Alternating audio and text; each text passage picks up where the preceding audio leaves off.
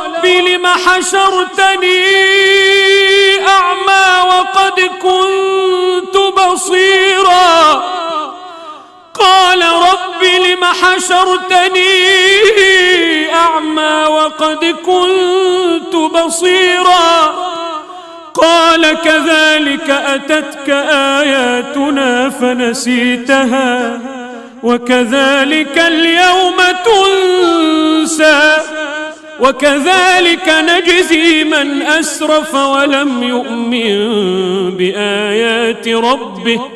ولعذاب الآخرة أشد وأبقى أفلم يهد لهم كم أهلكنا قبلهم من القرون يمشون في مساكنهم إن في ذلك لآيات لأولي النهى.